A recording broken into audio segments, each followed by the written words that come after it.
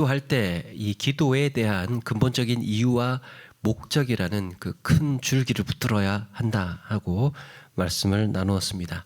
그 줄기가 하나님의 영광과 이 주권에 관한 것입니다. 하나님의 영광과 주권. 그래서 기도할 때마다 과연 이것이 하나님을 드러내는 기도의 제목인가? 이 현실의 문제를 해결하는 것이, 지금 내가 이 기도의 제목이 풀리는 것이 어떻게 하나님의 영광이 되는 건가를 고민하고 기도의 제목을 붙들어야 된다라는 말씀도 나누었습니다. 이런 고민과 묵상에서 우리의 기도는 더 성숙해지고 영적인 훈련으로 더 깊이 있는 기도를 해나갈 수 있다. 하나님께서 기뻐하시는 기도, 하늘 보좌에 상달되는 기도는 이렇게 경건한 삶을 더 풍성하게 해줍니다. 오늘 말씀은 이런 기도의 이유와 목적 가운데 특별히 하나님의 주권에 관한 이 내용을 주목하고 있습니다. 하나님의 주권과 기도는 어떤 관계가 있을까? 우리가 하나님의 주권에 대해서, 하나님의 주권에 기대어서 기도할 때 과연 어떤 영적인 유익을 얻을 수 있을까? 하나님의 주권이 우리의 기도에 얼마나 영향을 미치고 중요한 문제인가?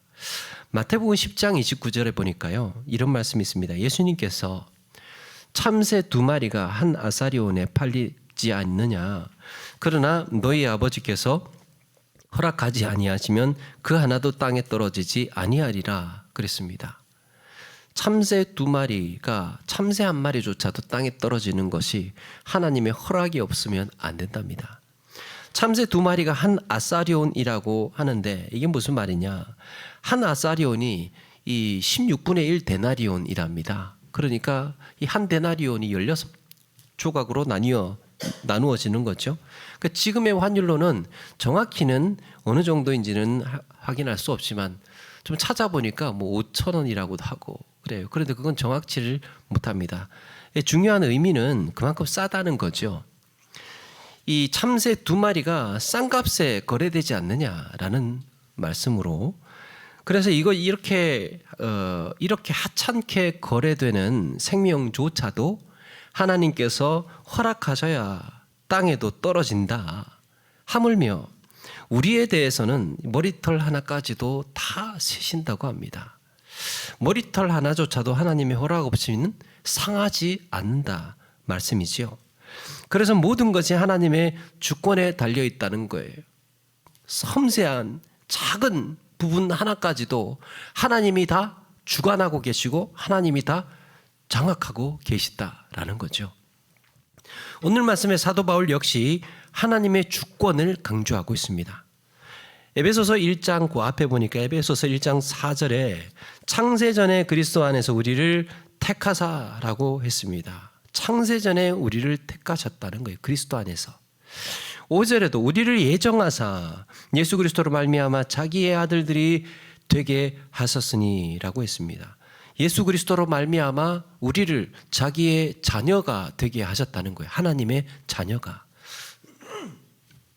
사도행전 17장 25절 이하에도 이는 만민에게 생명과 호흡과 만물을 친히 주시는 이심이라 인류의 모든 족속을 한 혈통으로 만드사 온 땅에 살게 하시고 그들의 연대를 정하시며 거주의 경계를 한정하셨으니 라고 했습니다. 하나님은 만민에게 생명 호흡을 친히 주시고 각자에게 개개인 각자마다 어디에서 어떻게 살고 언제까지 살아야 하는지도 정하셨다는 거예요. 그렇다면 한 가지 이거는 의문이 생기지 않습니까? 이렇게 사람의 생명이 기한이 있고 또 어디서 어떻게 사는지가 정해져 있을 정도로, 심지어는 참새 1마리가 땅에 떨어지는 것도 머리카락 하나 뽑히는 것까지 하나님께서 다 세고 계신다면 우리의 삶은 다 정해져 있는 것 아닌가? 이건 무슨 운명론인가? 그러면 우리는 왜 기도하는 것인가? 하나님의 다 통제하에 있는, 하나님이 다 정해놓으시고 하나님이 한계를 정하시고 우리의 삶을 그렇게 다 예정해 놓으셨다면 우리의 기도는 무엇인가? 하나님의 경륜과 섭리, 하나님의 뜻이 하나님의 주권에 속한 것이라면 우리의 기도는 무슨 의미인가? 어쩌면 기도라는 게 해도 그만 안 해도 그만인 건 아닐까? 무슨 이런 생각까지 들게 만드는 거죠. 하나님의 주권을 이렇게 강조를 하다가 보니까. 그런데 놀라운 것은요, 사도 바울이 그의 서신에서 그렇게 하나님의 주권을 강조하면서도 그만큼 기도의 중요성도 강조하고 있습니다. 이 사도 바울은 뜨거운 기도의 사람이었습니다. 그의 편지에는 수시로 자기를 위해서 좀 기도해 달라고 부탁을 하고 있습니다. 그는 하나님의 주권적인 선택을 강조하면서도 누구보다도 기도에 열정을 쏟았던 사람이에요. 그렇다면 하나님의 이런 계획, 하나님의 작정, 이런 것과 기도는 어떻게 연결이 되는 걸까? 사실 여기는 일종의 선입견을 가질 수 있다고 생각을 합니다. 제가 금방 말씀드린 것처럼 하나님의 경륜과 섭리, 그리고 하나님의 뜻은 뭔가 불변적인 원칙 하에서 고정되어 있다고 생각될 수 있습니다. 불변의 원칙 속에서 움직여지지 않는, 그래서 과거나 현재나 미래가 이미 하나님의 주권 속에서 완전하게 계획이 되고 정해져 있기 때문에 만약에 이런 하나님의 뜻을 수정하거나 뭔가 바꾸셔야 한다면, 하나님께서 이렇게 다 정해져 놓으셨는데 이걸 바꾸셔야 한다면 완전하지 못한 하나님이 되시는 것은 아닌가? 스스로 정하신 계획, 스스로 정하신 일들이 미흡하다는 것을 드러내는 것은 아닌가? 그런가 하면 기도의 기능이 뭐겠습니까? 기도의 기능은요, 뭔가 하늘 보좌를 좀 움직이는 것 같고 간절하게 호소하고 기도로 좀 상황이 변화가 되고, 지금 이런 처지, 이런 형편, 이런 상황에서 변화를 기대하고 변화를 소망하기 때문에 기도하는 것 아니겠습니까?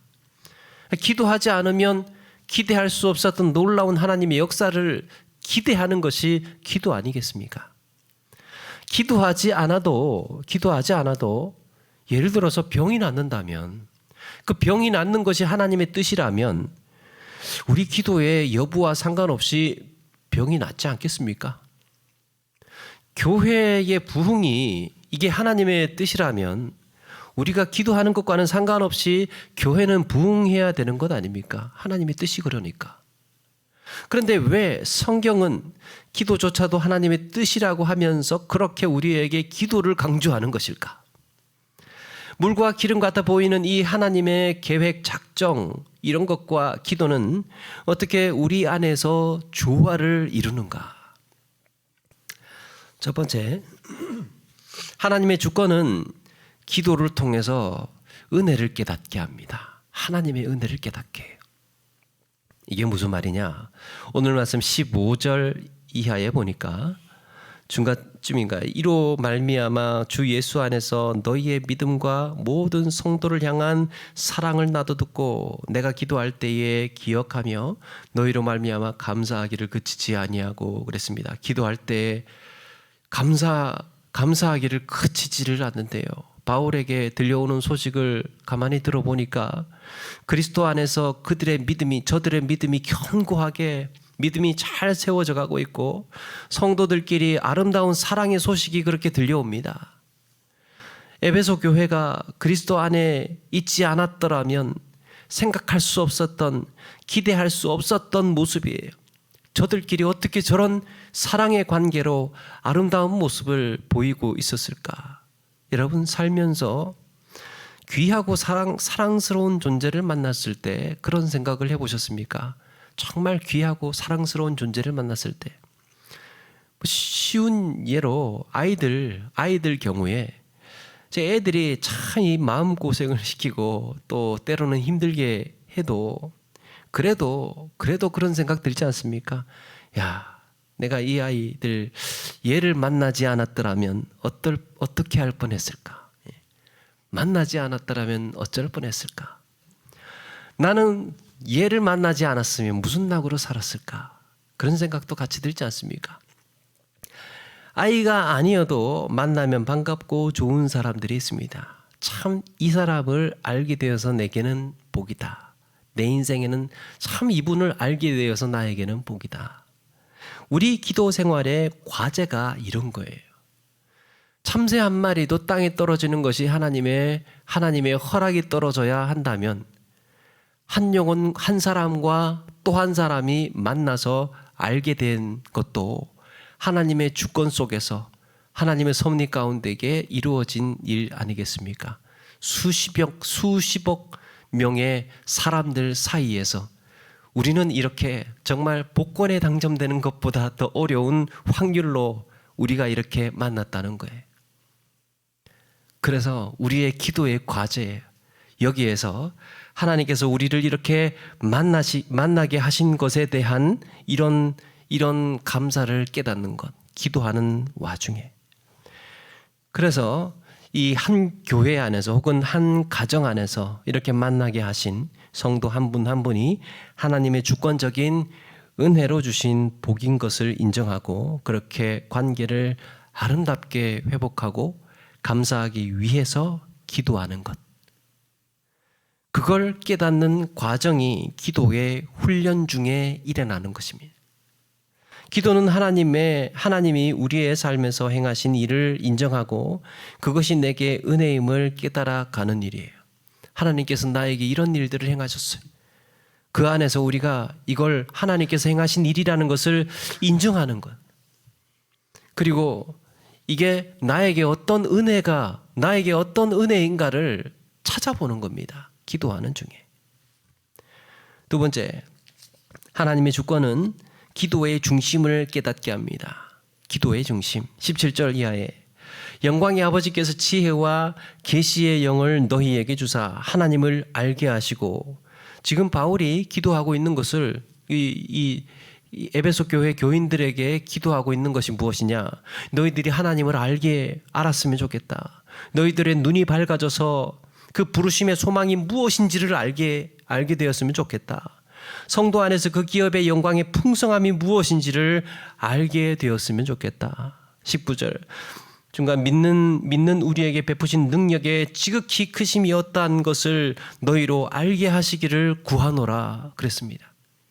그러니까 지금 여기에서 벌어진 일들이 무엇입니까? 모두가 하나님께서 하신 일들이에요. 그렇지 않습니까? 하나님이 누구신지 알게, 그 다음에 그 영광이 얼마나 풍성한지를 알게, 또 하나님께서 부르신 그 부르심의 소망이 무엇인지를 너희들이 좀 알아라. 그러니까 하나님께서 행하신 일에 대한 우리가 이런 반응이에요. 수동적인 반응. 우리는 알아야 되는 거고 깨달아야 하는 거고 하나님께서 행하신 일들이 무엇인지를 알아가는 것입니다. 우리가 부르짖는 기도, 우리가 필요를 구하는 그 기도를 하나님이 알아들으셔야 하는 것이 아니고 순서가 하나님께서 행하신 일들을 우리가 아는 것이, 기도하는 중에 아는 것이 이 바울의 기도였습니다. 기도를 통해서 우리가 알아야 하는 것, 하나님이 누구이신지, 하나님의 부르심의 소망이 무엇인지, 베푸신 능력의 크심이 어떠한 것인지를 아는 것이다 라고 했습니다. 우리는 가끔 기도할 때에 이런 마음이 들 때가 있지 않습니까? 가끔 기도할 때 하나님 저한테 왜 이러시는 거지요? 저한테 왜 이러시는 겁니까? 이러면 안 되는 거 아닙니까? 하나님의 주권에 대한 의심이 묻어나는 거예요. 하나님의 주권에 대한 의심이 묻는 거예요. 내가 생각하는 것, 내가 원하는 것이 옳다고 생각되는 순간이 있습니다. 근데 그러려고 그런 건 아닌데 하여튼 그런 마음이 들어요. 그런데 우리가 기도를 통해서 마음을 다잡아야 하는 것은 하나님을 향한 무한 신뢰, 하나님을 향한 무한 신뢰가 그 전제로 깔려 있지 않으면 하나님께 기도하는 이유가 뭐겠습니까? 우리의 신앙의 고백이 무엇입니까? 하나님의 지혜와 지식과 능력은 무한하시다는 거예요. 무한하시다. 내 지혜와 내 지식이 아무리 정당해 보여도 하나님의 지혜와 권세를 뛰어넘지 못한다는 거죠. 우리가 어떻게 하나님이 모르시는 것이 있다고 생각할 수 있겠습니까? 하나님 이거 모르시잖아요 라고 어떻게 그런 이야기를 할 수 있겠어요? 과연 우리가 하나님께 내 생각이 더 나은 지혜 아닌가 이렇게 주장할 수 있겠습니까? 하나님 이거 이렇게 돼야 되는 거 아닙니까? 라고 어떻게 주장할 수 있겠습니까? 그럼 그거는 내 신앙과 배치되는 거잖아요. 내 신앙과 충돌되는 거잖아요. 그래서 욥은 하나님의 창조와 섭리의 역사를 잠깐만 들었는데도 바로 입을 닫았다고 했습니다. 전능하신 하나님 앞에 그냥 그저 엎드릴 뿐이었습니다. 아무런 이유, 아무런 핑계, 아무런 변명도 없이 그냥 하나님 앞에서 엎드릴 뿐이었습니다. 사도 바울은 로마서 11장 34절에서 우리에게 말합니다. 누가 주의 마음을 알았느냐? 누가 그의 모사가 되었느냐? 물어보고 있습니다. 모사.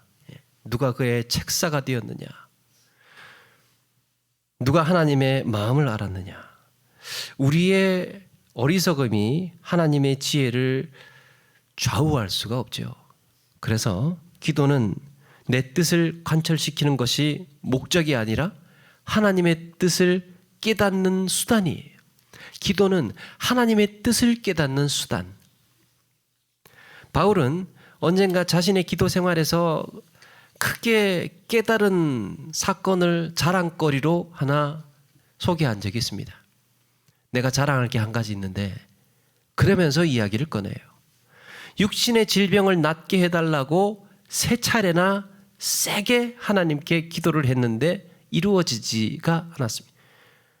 사도 바울 정도면 웬만한 병 좀 하나님께서 좀 낫게 해주셔야 되는 거 아닙니까? 바울 정도 되고 그렇게 헌신하는 사람 정도가 되면 정말 하나님께 한번 기도하지 3차례가 아니라 기도하지 않아도 알아서 하나님께서 다 치료해 주시고 건강하게 선교하고 전도할 수 있도록 해 주셔야 되는 거 아닙니까? 그런데 이런 바울에게도 조차 3번씩이나 열심히 3차례를 기도를 했는데도 이루어지지 않았습니다. 대신에 하나님께서 응답이 왔습니다. 내 은혜가 네게 족하도다. 이는 내 능력이 약한 데서 온전하여 짐이라. 내 은혜가 네게 족하도다. 내가 너에게 이미 은혜를 주었다. 충분히 흔들어 넘칠 정도로 너에게 은혜를 부어주었다. 라는 말씀을 하시는 거예요. 내가 네게 이미 차고 넘치도록 은혜를 주었는데 아직 모르겠느냐? 응답을 하십니다. 그때 바울은 자신을 고통스럽게 하는 질병이 오히려 그리스도의 고난이 내게 머물게 하시려는 하나님의 뜻임을 깨닫고 기뻐하고 감사합니다. 여러분, 고난과 능력이 하나라는 것을 깨달았습니다. 고난과 능력이. 백마탄 왕자가요, 사실 우리는 만화로 봐서 그렇지만 백마탄 왕자가 얼마나 까칠한지 아십니까? 알고 보면 성격 좋은 왕자는요, 흰말 검은 말 안 가리고 낙타도 타고 노새도 타고 소도 타고요, 막 그래요. 백마. 물론 만나보지는 않았지만 백마탄 왕자가 완벽하지 않다는 거예요. 그러니까 이게 참 다 좋을 수가 없어요. 다 좋을 수가 없어요. 이게 좋으면 이게 걸려요. 이게 좋으면 참 그 사람은 참 그게 또 걸려요. 이건 좋은데 또 가시 같은 게 있어요. 또 내가 견딜 수 아주 좋은 건 있는데 참 견디기 어려운 이런 것들도 있다는 거죠. 여기에 능력은 왜 능력이냐? 능력은 고난을 품고 있기 때문에 능력이에요. 고난을 품고 있기 때문에. 그리스도의 고난을 품고 있기 때문에 능력입니다. 여러분, 사랑은 우리에게 있어서 사랑은요, 완전 무결한 사랑이 없어요. 하나님만 완전 무결하죠. 우리의 사랑은요, 미움도 품을 수 있어야 사랑이 숭고하고 아름답고 힘이 있어요. 기도는 그래서 고난 속에서도 능력을 보게 하고 미움 속에서도 사랑을 보게 합니다. 우리 눈에 보이는 건 무엇입니까? 고난이죠. 미운 것이고 싫은 것이고 증오고 분노고 나쁜 거고, 이런 것들이 내 눈에 확 들어차서 인간적인 생각으로 판단하게 만들고 또 선택하게 만들어요. 우리의 기도는 뭐라는 겁니까? 그 속에서 우리가 이 능력이 어떤 것인지, 또 사랑이 무엇인지, 좋은 점이 무엇인지, 무엇이 지혜인지를 보라는 거예요. 그러므로 내가 그리스도를 위하여 약한 것들과 능력과 궁핍과 박해와 곤고를 기뻐하노니 이는 내가 약한 그때의 강함이라 라고 했습니다. 고통, 질병, 고난은 떠나지 않았어요. 사도 바울에게 그대로 있었습니다. 그에게 있었던 것이 무엇인가? 능력과 궁핍과 박해와 곤고, 이런 것들은 바울의 삶에 늘 가득해 있었던 거예요. 그런데 기도하는 가운데에 하나님의 은혜를 깨닫고 나더니 이것이 기쁨으로 바뀌었습니다. 이럴 때에 내가 이걸 견디고 있다니, 내가 이걸 버텨내고 있다니, 내가 그럼에도 불구하고 달려가고 있다니, 그리스도의 능력이 나에게 있는 거구나 깨달았다는 거죠. 여러분, 기도는 그래서 하늘을 흔들어서 내가 원하는 것을 얻는 것이 아니라 하나님의 주권으로 이미 주신 은혜를 찾고 깨닫고 감사하는 것인 줄로 믿습니다. 하나님의 주권의 입장에서, 하나님의 주권 속에서 우리의 신앙의 삶을 볼 때 이미 주신 은혜를 찾고 또 깨닫고 감사하는 일이에요. 이게 능력이에요. 세 번째, 하나님의 주권은 우리에게 기도할 수 있는 힘과 용기를 준다는 겁니다. 기도할 수 있는 힘과 용기. 21절 이하에 모든 통치와 권세와 능력과 주권과 이 세상뿐 아니라 오는 세상에 일컫는 모든 이름 위에 뛰어나게 하시고, 예수님을 말하는 거죠. 또 만물을 그 발 아래 복종하게 하시고 그를 만물 위에 교회의 머리로 삼으셨느니라 그랬습니다. 우리 주님께서 모든 통치와 권세와 능력과 주권을 가지셨다는 거예요. 예수님께서 주권자시라는 겁니다. 예수님이 주인이시라는 거예요. 주님은 우리를 사랑하셔서, 주님이 누구입니까? 우리의 죄를 위해서 생명을 내주신 분이죠. 그런 주님께서 우리를 위해 능력과 권세를 베푸시지 않겠습니까? 우리 때문에 채찍을 맞으시고 손과 발에 못이 박히고 옆구리에 창에 찌르신 그 주님이 우리의 기도를 들으시지 않겠습니까? 이런 주님께서 우리의 기도를 기꺼이 들어주신다는 사실보다 우리에게 더 큰 용기가 어디에 있겠습니까? 우리를 사랑하셔서 우리를 위해 십자가에 죽으시고 보혈의 피를 흘리신 그분께서 모든 주권을 가지고 계시다는 거예요. 구약 성경에 등장하는 에스더가 사흘 동안 금식을 하고 왕 앞에 나아가기로 결정을 하죠. 에스더가 이 왕후의 옷을 차려입고 나아갈 때, 사실은 나아가면, 이 왕이 부르기 전에 나가면 이 왕후라도 처형을 당하게 되는 것이 그 시대의 법이었습니다. 그런데 죽으면 죽으리라 하고 이 기도한 후에 왕 앞에 나아갔을 때 무슨 일이 벌어지느냐? 에스더 5장 2절에 왕후 에스더가 뜰에 선 것을 본즉 매우 사랑스러움으로 손에 잡았던 금규를 그에게 내미니 에스더가 가까이 가서 금규 끝을 만진지라. 그날 왕후의 모습이 그렇게 사랑스러워 보였습니다. 우리 역시 그리스도의 옷을 입고 하나님 앞에 나아갈 때 하나님께서도 우리를 기쁘게 맞으시는 줄로 믿습니다. 그리스도로 옷 입고. 독일의 경건주의 운동의 그 개혁자 진젠도르프라는 분은 주님의 피와 의가 저의 아름다움이요 저의 영광스러운 옷이옵니다. 그랬습니다. 불길이 치솟는 세상 가운데에 이 옷을 차려입고 기쁨으로 제 머리를 드나이다. 나를 사랑하셔서 보혈의 피를 흘려 죽으신 주님이라는 것을 믿는다면 그 이름으로 더욱 우리는 담대하게 기도하며 간구할 수 있는 줄로 믿습니다. 이게 우리에게 용기와 담대함이에요. 주권을 누가 가지고 계시냐? 그리스도께서 주권을 가지고 계시다는 거죠. 이렇게 하나님의 주권은 하나님께서 행하신 일을 인정하고 내게 베푸신 은혜를 발견하게 하고 감사하게 하는 겁니다. 기도는 기쁨과 슬픔이 뒤섞여 있는 이 세상에서 우리가 기쁨을 발견하는 것, 또 고난과 능력을 분별하기 어려운 우리의 삶에서 능력을 붙들고 의지하는 것, 미움과 사랑과 은혜로 이 미움보다 사랑과 은혜로 살게 하는 것이 기도예요.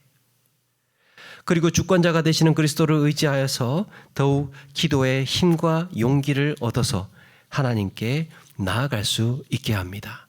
하나님의 주권을 신뢰하고 하나님의 주권을 의식한 우리의 기도의 생활이 이런 유익이 있다는 거예요. 마지막으로 한 가지, 우리가 처음에 하나님의 뜻이 정해져 있다, 하나님의 뜻하신 바는 과거, 현재, 미래를 다 통틀어서 그렇게 바꿀 수 없는 하나님의 뜻이다라는 말씀을 드렸는데, 사실 이 표현을 쓸 때는요, 이게 뭔가 계획표처럼 고정되어 나와 있다는 말이라기보다는 하나님의 주권이 그만큼 완전하기 때문에 완료형으로 쓰는 것으로 이해합니다. 하나님의 주권이 그만큼 완전하기 때문에, 계획이 다 되어 있기 때문에 하나님도 어쩔 수 없는 문제가 아니라는 거예요. 하나님은 그만큼 완전하신 하나님이기 때문에 쓰는 표현이에요. 그래서 이렇게 정하여졌다, 또 작정되어졌다라는 것과 기도는요, 충돌하는 것이 아니고 하나님의 주권이라는 이름 속에서 사실은 한 가지의 이야기예요. 하나님의 주권에 대한 이런 고백으로 우리 기도에 대한 더 큰 확신을 가지고 더 놀라운 은혜를 발견하면서 기도 생활 해나가시는 우리 모두가 되기를 바랍니다. 기도는 뭔가 무엇이 진리인지 거짓인지, 무엇이 내게 유익한지 기쁨인지, 이렇게 혼미한 세상에서 기도를 통해서 더 깊은 하나님의 뜻을 깨닫고 하나님의 주권에 의지해서 힘있는 기도 생활 해나가시는 저와 여러분 되기를 주의 이름으로 축원합니다.